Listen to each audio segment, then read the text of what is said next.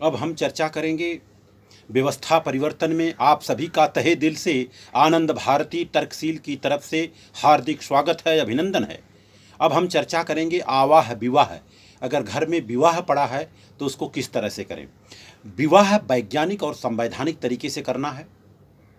जो आपका स्टेज लगेगा, स्टेज के पीछे भारत के संविधान का उद्देशिका और सारे जो समतावादी महापुरुष हैं उनका तस्वीर लगा दें। और याद रहे कि हर काम समय से होगा तो अच्छा रहेगा। निमंत्रण कार्ड पे यथासंभव समय जरूर लिखवा दें। जलपान करने का समय 6 से 7 बजे, 7 से 8 बजे विवाह का समय और 8 से 9 बजे स्वागत सम्मान समारोह और 9 बजे से 10 बजे 11 बजे तक का खाने का सिस्टम रहे।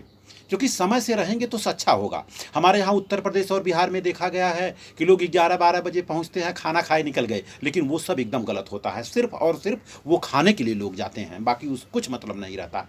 तो आप लोगों से निवेदन है कि शादी संवैधानिक और वैज्ञानिक तरीके से करें। स्टेज हो, मंच हो, प्रयास करें कि 2 पेड़ उस दिन जरूर, एक लड़की के नाम से एक लड़के के नाम से, मंच पर जो है एक 2 पेड़ रहे। और उसके बाद यथासंभव अगर आपके पास है तो सम्राट अशोक का एक लाट रख लें, या तो जो महापुरुषों को आप मानते हो उन महापुरुष का एक फोटो रख लें। और मंडप में कम से कम 10-20 महापुरुषों का फोटो जरूर होना चाहिए। और इस तरह से शुरुआत करें। शुरुआत में मंच पर अगुआ को बुलाएं।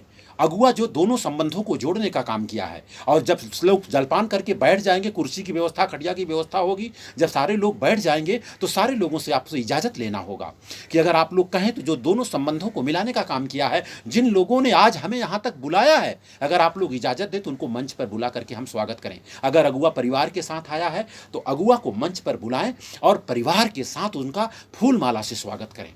यथासंभव हो सके तो वस्त्रदान दें, वो आपके ऊपर डिपेंड करता है। अगर उनके साथ बच्चे आए हैं तो 1-2 कलम, 4 कलम दे सकते हैं, वो आपके ऊपर डिपेंड करता है। भारत का संविधान दे सकते हैं, भारत का संविधान दे सकते हैं 25 रुपए का, उनको एक प्रोत्साहन के लिए।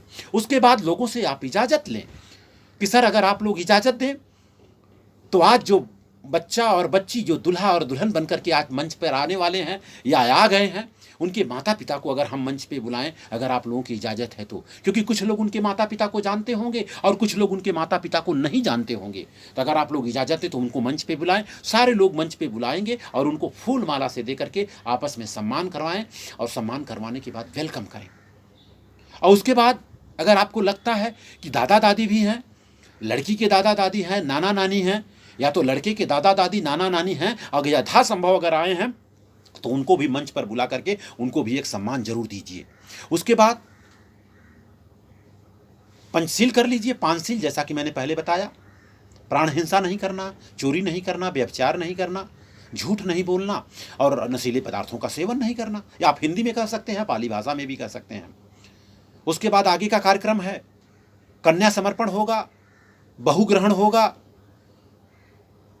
उसके बाद वर द्वारा प्रतिज्ञा होगा, उसके बाद कन्या द्वारा प्रतिज्ञा होगा। प्रयास करें आपके साथ साथ 2-4 महिलाओं को भी ट्रेनिंग करने का काम करें आप। और उसके बाद जैसे ये सब सारा कार्यक्रम हो जाता है, 1 घंटा लगेगा, तो उसमें आप क्या करिए, उस पंडाल में जितनी विधवा महिलाएं होंगी सबसे पहले मंच पर उनको बुलाइए, उनको एक सम्मान दीजिए। फूलमाला हो तो फूलमाला दे करके, इस तरह से पंचशील हो तो पंचशील दे करके, अगर आपको जमे तो एक रुमाल भी आप दे सकते हैं, एक अगर आप चाहें तो उनको टॉवेल दे सकते हैं, वो आपके ऊपर डिपेंड करता है। उनको सम्मान देने के बाद फिर उसके बाद बच्चे और बच्ची को आशीर्वाद देंगे वो लोग। उसके बाद जो 60 साल से ज़्यादा के लोग हैं, जो बुजुर्ग हैं, हकीकत सच्चाई ये है, उनका भी आप सम्मान करें। फूल माला से, पंचशील से कर दें। यथासंभव हो सके तो रुमाल और टॉवेल दे सकें तो आप दे दें। और उसके बाद जो खाने की शुरुआत होगी, आप शुरुआत उनसे कराएं, उनको टेबल पे बैठा करके खिलाएं और अपने लोग कुछ मिल करके उनको खाना खिलाएं, उनको हमेशा सम्मान दें। आप लोगों से निवेदन होगा कि देखिए, मरने के बाद जो भी हम करते हैं पाखंड है, सारा चीज पाखंड है। और शादी में चाहे लड़की वाला हो चाहे लड़के वाला, जिसको आप निमंत्रण दें, निमंत्रण में सही समय लिखा हो और उनसे हाथ जोड़ करके विनंती करें कि समय से पहले परिवार के साथ आपको आना है। क्योंकि उत्तर प्रदेश और बिहार में देखा गया है कि लड़की की शादी में सिर्फ निमंत्रण देने आते हैं, 50 रुपए का जलपान करते हैं, 100 रुपया दे करके निकल जाते हैं, उनसे वर वधू से कुछ लेना देना नहीं होता है। जबकि निमंत्रण कार्ड पे लिखा होता है सही समय पर पधार कर वर वधू को आशीर्वाद दें तथा हमें अनुग्रहित करें। लेकिन न वहाँ वर है, न वधू है, न दूल्हा है, न दुल्हन है। पैसा दिए, खाना खाए, निकल गए। प्रयास करें ये सब लेन देन वाला, उधार लेन देन वाला काम न करें। अगर उधार ही लेना है तो 2-4 लोगों से उधार ले लें, 100 लोगों को उधार लेने की जरूरत नहीं है।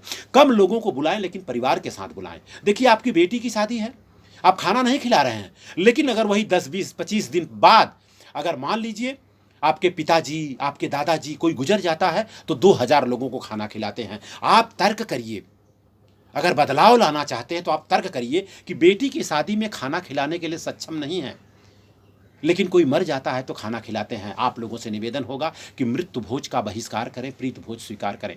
धन्यवाद, आपने मेरी बातों को सुना, उसके लिए बहुत बहुत साधुवाद।